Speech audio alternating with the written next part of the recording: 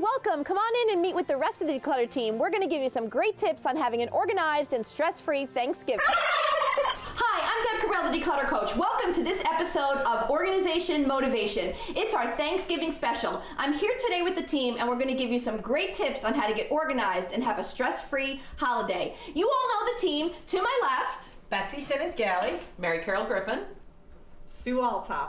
So we're here today and we're going to give you great tips so that you can have fun and enjoy your Thanksgiving, but have a wonderful day with your family and friends.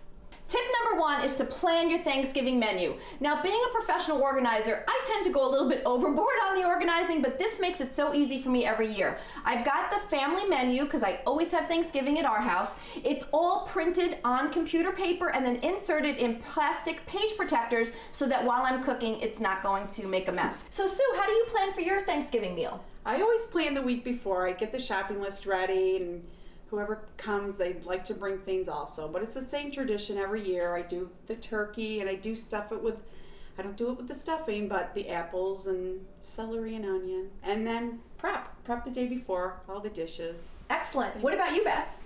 I basically start off with Bloody Marys and mimosas in the morning. Good for her! We're going to Betsy's house! It's my prep in the morning. But the meal's planned the week before. Awesome. How about you, Mary Carol? I have it easy. We go to relatives for Thanksgiving, so we just bring things. Yeah, that's good. Well, for me, it's a big tradition in our house. We have everyone here. Some years we have up to 25 or 30 people. Some years we're a little bit smaller with 15. But having this menu all planned out is really helpful to me. It helps me make my grocery list. It helps me the day and before when I'm prepping, and also the day that I'm actually cooking the Thanksgiving meal. So this is something that's really easy to make. I actually go down, I start with the appetizers, I go to the main meal and the desserts, because especially with Thanksgiving, you have so many side dishes, and there's been times where I've said to my mother-in-law, oh my goodness, I forgot your fresh applesauce that you make. So thank God everything's on the list, and before we sit down, I check the list. The first place to start with planning your Thanksgiving menu is figuring out your guest list. Take time, invite your family and friends, and actually put down a list of how many people are coming.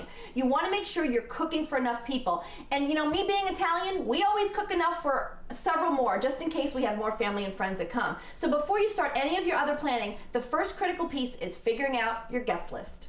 And don't forget the all-important grocery list. Once you've decided on your menu, check all your recipes, go through your cupboards, find out what you have. More than likely, as DeClutter employees, we know that we're going to find many containers of poultry seasoning. Make sure you know what you have in your cupboard so that you are able to not have to repurchase items that you already have available to you. And also, you want to make sure you have that list so that you don't forget that one important item that you're supposed to have. So make the list out ahead of time, go get what you need. Feel free to remember to bring your coupons, and make sure you're getting the items on sale when you can.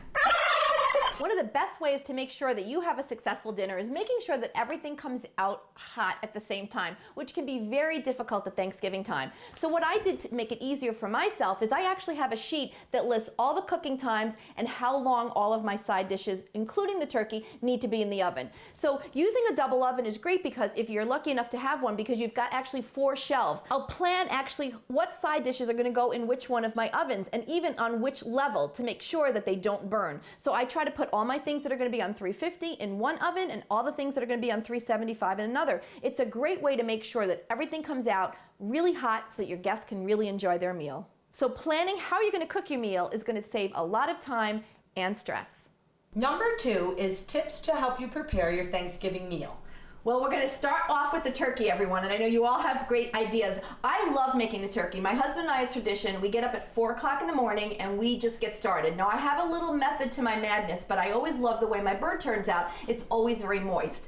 Here's a couple of things that I suggest that you do. I love to make flavored butter. So I take, natural butter, I put it on the counter the night before, I let it get real soft. When we get up in the morning, I take Thanksgiving fresh herbs. They come in most grocery stores around the country. You can get them. I cut them all up and then I mix it in with the butter. I use a special thin pair of gloves, and I take and I put my hand and I separate it on the breast between the skin and the breast meat, and I put the butter in there, and then I actually give it like a little massage, because it just makes the butter really seek in good to the breast meat. Then I actually stuff my turkey, not with stuffing, I do that separate, but I stuff it with cut up limes, lemons, and oranges. It just makes it so flavorful. So inside the bird cavity, I stuff all those items. I also take some of my butter with the herbs in it and I put it in there as well. And then I'll have some of the fresh sprigs sticking out just because it looks really pretty and festive. The last thing I do is I coat the entire bird with Gulden's brown mustard. I know it sounds crazy, but I'm telling you, you give it a try, it's fabulous. It helps, number one, with flavor, and number two, it helps really brown the bird. So I put that all over, the breast meat, the legs, everything. Then I do crushed black pepper. I also do crushed sea salt, great flavor. And then I take some of those extra herbs and I just sprinkle them on top, and in goes the bird, tented. For the whatever degree that you need to put it on. We usually use Butterball. They're usually 350 to 375, and depending on the size, you can, pick out what, the appropriate time.